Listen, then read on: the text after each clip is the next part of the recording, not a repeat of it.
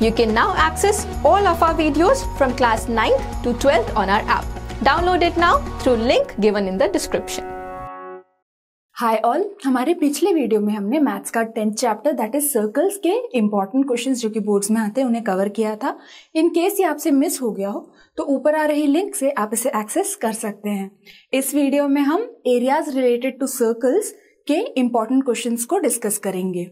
इस चैप्टर से mostly find the area of the shaded reason वाले टाइप के क्वेश्चंस आते हैं, जिन क्वेश्चंस को सॉल्व करने के लिए आपको ये कॉन्सेप्ट्स पता होना जरूरी है। That is properties of circles and tangents, जो कि हमने सर्कल्स के चैप्टर में पढ़ा था, एंड ऑल द फॉर्मूले related to arc, sector and segment of a circle. अगर आपको इन कॉन्सेप्ट्स को रिवाइज करना हो तो आप हमारी ऐप पर जाकर इन कॉन्सेप्ट्स पर बेस्ड वीडियोस को देख सकते हैं। Now let's try to solve a few questions based on these concepts.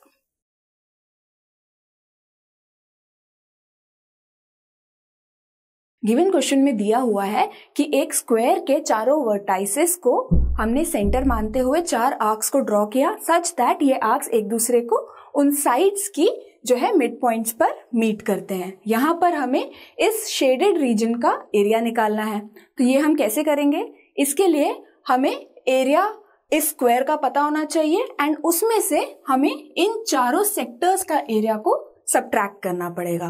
Now what will be the area of this square? We know that side of this square is 12 centimetre, जिसका मतलब है कि इस square ABCD का area हो जाएगा 12 square which is equal to 144 centimetre square. Now let's look at these sectors. तो अगर हम इस सेक्टर की बात करें तो वी नो कि स्क्वायर के सारे जो एंगल्स होते हैं वो 90 डिग्री होते हैं। दैट मीन्स कि इस सेक्टर का angle is 90 degree. So area of this sector would be 90 upon 360 into pi R square. R यहाँ पे क्या होगा? We know that this is the mid point of this side. ये 12 सेंटीमीटर है तो ये 6 सेंटीमीटर हो जाएगा। Hence the area of this sector would be equal to 9 pi centimetre square. Now इस तरह के हमें 4 सेक्टर्स दिए हुए हैं। चारों में जो है radius is 6 centimetres and the angle is 90 degrees. Hence इन चारों का एरिया सेम होगा which is equal to 9 pi. तो sum of all these 4 sectors is equal to 4 into 9 pi which is 36 pi centimetre square. Pi को हमें question में दिया गया है कि इसे 3.14 लेना है, तो जब हम इसे मल्टीप्लाई करेंगे we'll get this area as 113.04 centimeter square. Now we need to find the area of this shaded region, which would be nothing but the difference of area of the square and the area of these 4 sectors, which will come out to be 30.96 centimeter square.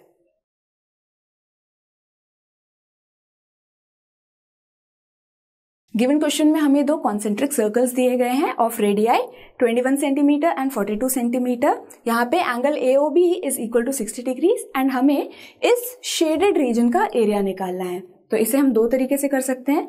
या तो हम इस बड़े circle के area में से ये छोटा सर्कल का एरिया प्लस ये वाला जो एरिया हमारा आ रहा है इसे सब्ट्रैक्ट कर सकते हैं। अदरवाइज एक और तरीके से हम इस क्वेश्चन को सॉल्व कर सकते हैं। दैट इज हम इस बड़े वाले सेक्टर को लें एंड उसमें से इस छोटे सर्कल से बन रहे सेक्टर का एरिया को सब्ट्रैक्ट कर दें। तो let's try to solve this by the second method.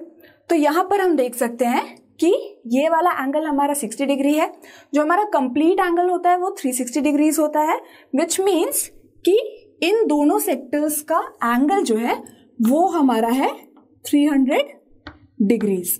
So now what will be the area of this part? Let's say this is sector OAPB and this is sector OCQD.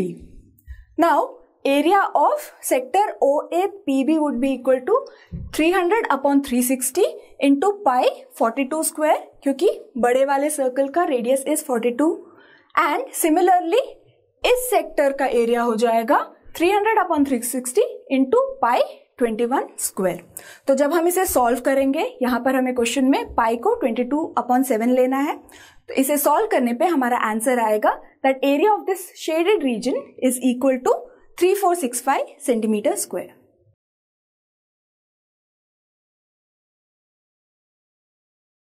Given question में हमें एक पुली दी गई है of radius 5 centimetre.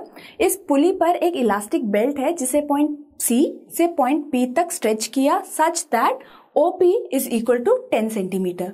यहाँ हमें ये निकालना है कि कितना length of that elastic belt is still on the pulley and area of this shaded region. तो यहाँ आप देख सकते हैं कि फर्स्ट पार्ट को सॉल्व करने के लिए we know that this arc length that is major arc AB का length is equal to the length of the elastic belt which is still on the pulley. तो ये हम कैसे निकालेंगे? इसके लिए हमें रिफ्लेक्स एंगल AOB पता होना चाहिए।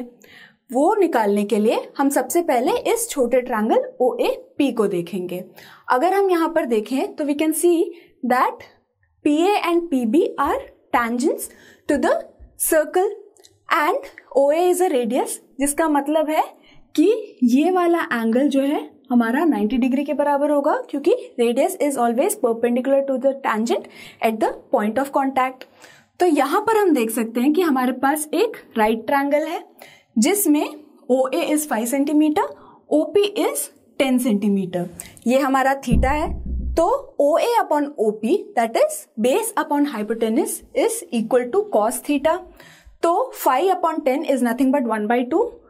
इससे हमारा जो है थीटा की वैल्यू निकल के आ जाएगी एज 60 डिग्रीज। इसी तरह से इस ट्रायंगल के अंदर अगेन ये वैल्यू निकल के आ जाएगी हमारी 60 डिग्रीज।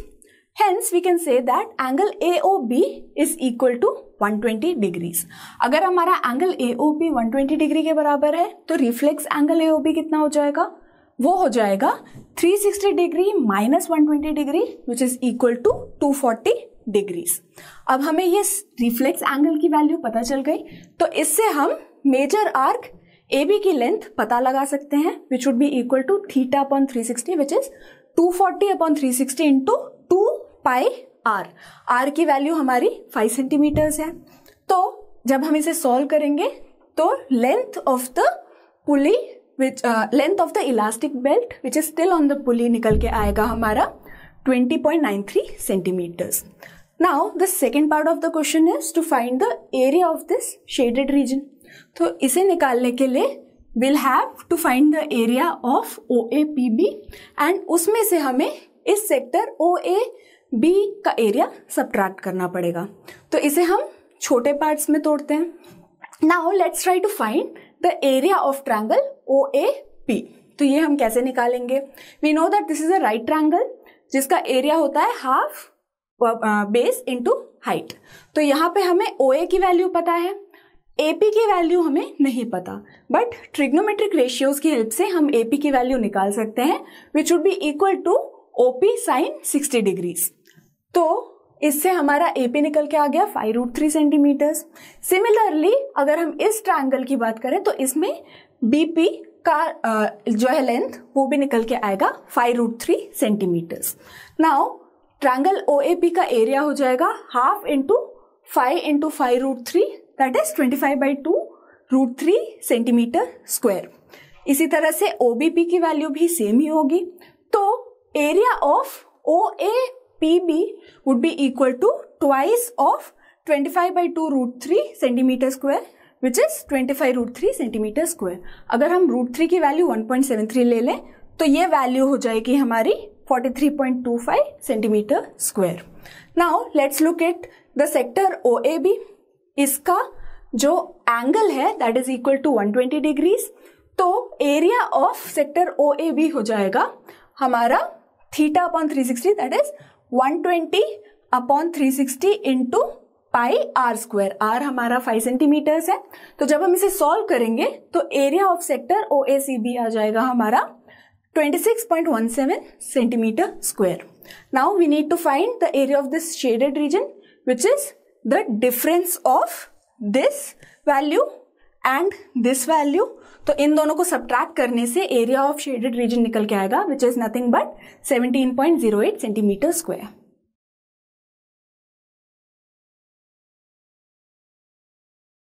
गिवन क्वेश्चन में हमारे पास एक सेक्टर है, सेक्टर OAP, जिसका रेडियस R यूनिट्स है एंड एंगल जो है थीटा है। यहाँ पे हमें गिवन है कि OA is perpendicular to AB and OP is produced to meet the line A B at point B. तो इसमें हमें इस शेडेड रीजन का पेरीमीटर को इस एक्सप्रेशन के बराबर प्रूव करना है। तो ये हम कैसे करेंगे? इसके लिए हम इस पेरीमीटर को निकालने की कोशिश करेंगे। Perimeter of the shaded region would be equal to the sum of the lengths of A B, B P and arc A P. तो ये हम कैसे निकालेंगे? We know that this is a right triangle. तो इस right triangle में जो हमारा एंगल है, ये एंगल थीटा है। This would be the base, this is the hypotenuse. So base upon hypotenuse is equal to cos theta. Base की value हमारी आर यूनिट्स है, तो R upon O B would be equal to cos theta. इससे हमारी O B की value निकल जाएगी R sec theta. Now we know the value of O B and OP is nothing but the radius. तो इससे हमारी BP की value निकल जाएगी which would be equal to OB minus OP, that is R sec theta minus R। Now अगर हम फिर से इस ट्रायंगल में देखें तो AB upon OA would be equal to tan theta. तो इससे हमारी AB की वैल्यू निकल जाएगी which would be equal to R tan theta. अब हम इस आर्क लेंथ AP को देखते हैं। So the radius is R units, angle is theta. तो हमारा जो आर्क लेंथ AP होगा that would be equal to theta upon 360 into 2 pi R। इसे हम सॉल्व करेंगे तो we'll get pi into theta upon 180 into R। अगर हम इनका सम ले लें तो वील गेट द पेरीमीटर, और जब हम इस एक्सप्रेशन को जो है रीअरेंज करेंगे तो we'll get R into tan theta plus sec theta plus pi theta upon 180 minus 1, जो कि हमें क्वेश्चन में प्रूव करना था। आई होप आपको ये सारे सवाल समझ आ गए होंगे। अगर आपको इस चैप्टर की और प्रैक्टिस चाहिए तो आप हमारी ऐप पर जाके इस चैप्टर के क्विज को अटेम्प्ट कर सकते हैं। हमारी ऐप आप डिस्क्रिप्शन में दिए हुए लिंक से डाउनलोड कर सकते हैं। ऑल्सो इस सीरीज के वीडियो हम हर सैटरडे रिलीज करते हैं। To not miss any update, please subscribe and hit on the bell icon below. Stay tuned and happy learning. Avanti is launching new video series. Tune in every Monday for JEE problem solving and every Saturday for a class 10 video. We will also be releasing exciting science videos. So subscribe now so that you never miss an update from us.